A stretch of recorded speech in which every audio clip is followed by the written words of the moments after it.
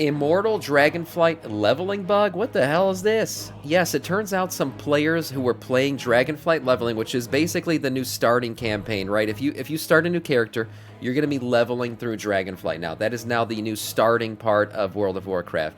And it turns out that a little, fix that Blizzard had put in was actually making players immortal. That's right, they were unkillable. Now, Ian talked a little bit about this when he was interviewed on, Windows Central? Yeah, and he was talking about how these changes were put in to basically help players get through some of the content, because you gotta remember, too, Dragonflight's content was originally created for Peter. Thank you for the sub on YouTube. Welcome to our Scourge. It was originally created for basically what is, endgame content, right? Level 70 characters and people are playing through. Well, now you got people leveling through it, which means you got people leveling through this for the first time, learning their tunes while playing through Dragonflight content, which was really made for endgame content. So Blizzard added in these buffs to help people, kind of get through it, right? And depending on what zone they were, the buffs are based on the different Dragonflights. It's supposed to help them kind of learn the characters and make it a little bit easier on them. Well, one of the buffs was supposed to be a cheat death mechanic, right? It was supposed to allow players that when their health kind of drops all the way down, every once in a while they'll get, their health restored to full, and this is some kind of it's supposed to be on some kind of cooldown. Well, the cooldown was basically non-existent. So essentially players could pull entire zones, and mind you, while players are degenerates, that's truly what we are at our core, they started to take advantage of it and pull entire zones. So here we go, somebody pulling what is, mind you, a ton of elites here, and you can watch his health as it comes down, bop, right back up. And it continues to happen over and over and over. He has pulled an entire zone of elite mobs and is essentially unkillable. Yeah, there he is. He is immortal. So Blizzard's working frantically on a hotfix for this, because you don't want immortal players just running around in the game. So yeah, they made it permanent basically. So yeah, these blessings, they're working on them, making sure that their cooldowns, they're not taking them out of the game. They just want to make sure that the cooldowns on them are working properly, so they're not just constantly going off. But a funny little story there.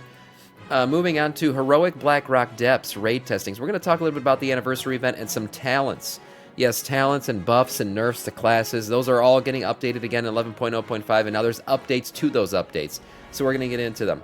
Blackrock Depths raid testing here is going through, Heroic has begun October 3rd and October 4th.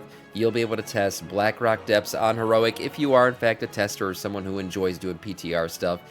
This is what you'll be able to do. So far from what I've seen, the Blackrock Depths raid, everybody's raving about it. It looks like a lot of fun. The mechanics are fun. It's a new raid. It's a new raid tier almost, really. We're not getting tier sets out of it, but a lot of good items to get out of this thing. I'm really excited to do this out of the anniversary event. Probably one of the most things I'm excited for. Now, talking about Zalates Bargain real quick. Now, this change was reverted, but I need to talk about it real quick because part of it stayed in the game. So Blizzard found that they felt that the Zalates Bargain, the Void Emissary, what is this one called? Voidbound, was a little bit too easy. So what they decided to do was essentially buff the health of the mobs that were coming out, buff their shields basically, so it takes you longer to kind of get them down. And but while doing that, they buffed their health by 133%, or their shield health by 133%. They said, okay, we're going to buff their health, but we're also going to buff the kiss part of the mechanic, right? The kiss curse. So they said that the cooldown for your blessing that you got when you defeated the mobs would now be increased to 50% cooldown reduction rather than 20%. So this is supposed to reduce your cooldowns and things like that, and healing taken increased by 15% was 10%. So that was supposed to be a nice little buff there to it. Well, Blizzard felt like it actually made things too hard. So they decided to revert that change, but keep the extra kiss buff. That's right. So they reverted the change on the shield health. So the shield health is back down to what it was originally, but the change kept the Blessing from Beyond to grant you 50% increased cooldown reduction rather than what it was before, 30%. So now this should, I don't know if people weren't incentivized to do this before, but they certainly should be now. This is a nice little, basically buff to this mechanic. So you should be able to maybe really blast down things and get those cooldowns reduced even more than before. So that's a nice little change for this. Should make it a little bit easier. Now moving into the big thing today. We know that 11.0.5 is not just bringing the anniversary event, it's bringing tons of class changes.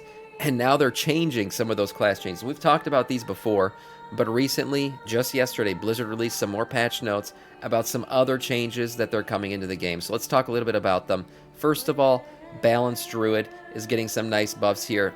New Moon increased by 20%, Half Moon increased by 10%, and actually a removal of the Circle of Death talent. Yeah, so if you don't know what the Circle of Death talent is, it was something that basically all druids had to take at this point if you were playing balance, and developers noticed that.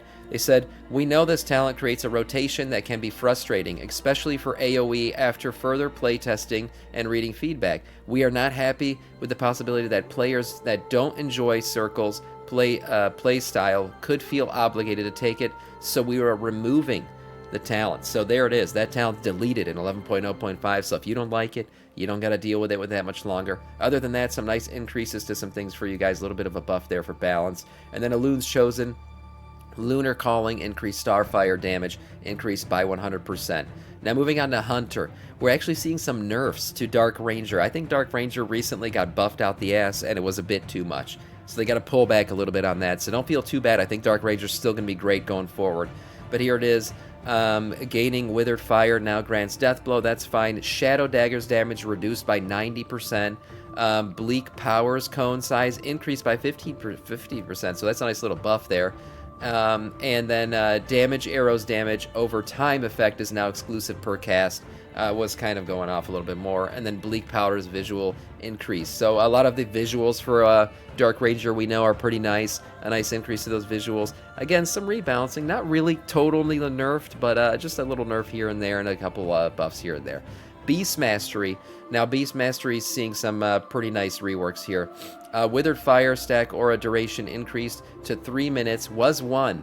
That's an increase in duration. That's a little bit of a nerf. Withered Fire now requires 3 casts to trigger. Was 4, so that's pretty good. Bleak Power damage increased by 100%. Man, that's a huge buff there. Shadow Hounds now have Beast Cleave in their duration, and Bleak Arrows charge triggered Death Blow increased by 20%. To 20% was 15, so that's a nice little buff there. So some increases there for Dark Ranger, and a slight decrease in one of these, but this is a nice big buff here to Bleak Powder. Marksmanship Hunter, seeing some 4-set bonus changes, so it seems like their 4-set bonus just wasn't doing it for a lot of people, so that's going to be, reworked, I should say, for going forward. No longer to be inconsistently consumed by trick shots, so that's nice for empowered aim shots, so that should be better. The 4-set bonus will now consistently benefit all damage instances of the trick shot and empowered aim shot, and then the Rhubarb Palace 4-set will now behave properly with spell queued, arcane shot, and multi-shot. Survival also getting a little bit of something here. The range Sikkim enhanced kill shot has been reduced, and then Harpoon will now find an appropriate destination during the Rashanan fight. That's funny, it was just probably going everywhere. I don't know what this glitch was, maybe some survival hunters do, but that should be fixed when you're fighting Rashanan. For Mage, we see Frostfire getting increased out the ass. Look at this, Frostfire Burst increased by 25%, Frostfire Infusion increased by 50%, Isometric Core Meteor increased by 50%, and then a Core Comet Storm also increased by 25%. So Frostfire damage should be increased. It looks like across the board here. This is pretty nice buffs to a lot of these abilities. Spellslinger is seeing a slight nerf here. Gravity Lapse cooldown now increased to 40%, or 40 seconds was 30 seconds, and meteorites are now summoned instantly. Arcane recently dropped off as the #1 DPS. We were just looking at the charts the other day. Beast Mastery Hunter had overtaken them in single target.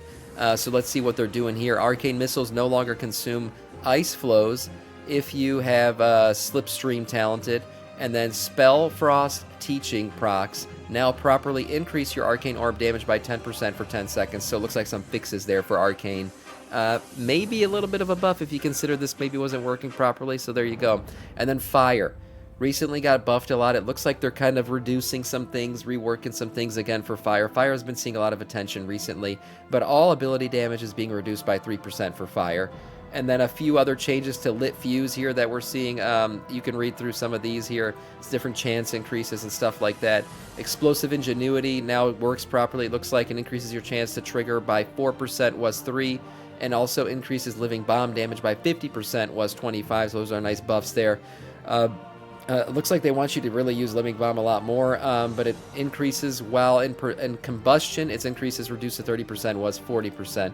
So some changes there. Sun Fury is seeing some damage increase, it looks like here for Pyroblast. Yeah, 20%. Was 15, so that's nice. Your Pyroblast is going to hit a little bit harder. And then Flame Strike damage increased by 30%, was 60, so that'll hit a little bit softer. There you go, just rebalancing, like I said, across the board. That total damage reduction, it's that one's probably going to be felt the most, 3% there. Now, Monks, Shadow Pan.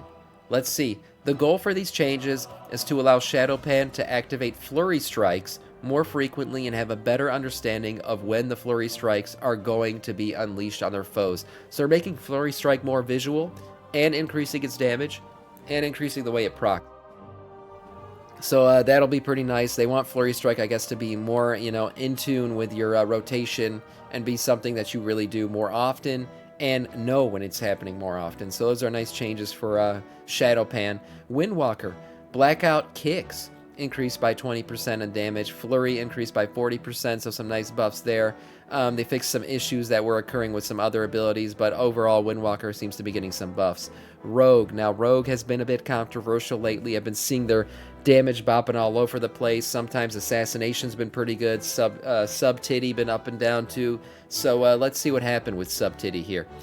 Death Perception now also increases symbols of death damage by an additional 3 to 6%.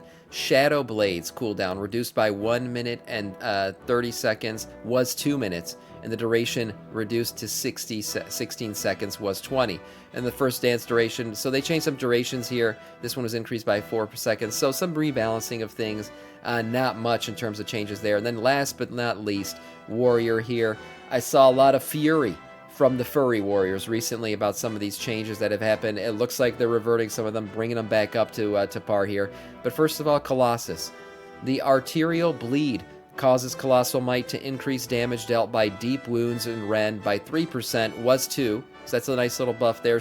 And No Stranger to Pain increases total damage ignored by 20%, was 15. So nice buffs there for Colossal. Slayer. Overwhelming now stacks 10 times, was 12. Culling Cyclone bonus, Blade Storm damage increased by 15%, was 20. So we're seeing reductions here. And then Opportunist now increases damage by 25, was 30%. So it looks like Slayer got nerfed a bit here. And then finally, Fury, one that's been pretty controversial lately. Raging Blow damage increased by 25% and Bloodthirst damage increased by 30%. Currently, Reckless Abandon is outperforming Anger Management in all situations, so we are bringing them closer in power by bringing up Raging Blow and Bloodthirsting base damage, which will also improve Furry's baseline single target damage. So there you go. We know that they are AoE kings right now, but this is a nice little buff for their single target damage, looks like. Furry Warriors, I think your time in the light will continue. You know, it's not as bad as it seemed with some of the nerfs that were coming previously. It looks like they're reworking some things here. Some PvP changes, of course. And then last but not least, these patch notes also talk about Arachnophobia mode. Evidently, when people would log out in Ashkahet and then log back in, all the crabs that they left behind were suddenly spiders again, which is actually freaking hilarious to think about. Somebody who was actually arachnophobic logging in to find that the kingdom of crabs they left behind has now been changed back to spiders. So that's been fixed. Some other issues with arachnophobia, stuff like mounts and things, have also been fixed. And that is all for your patch notes for 11.5 and your news in total.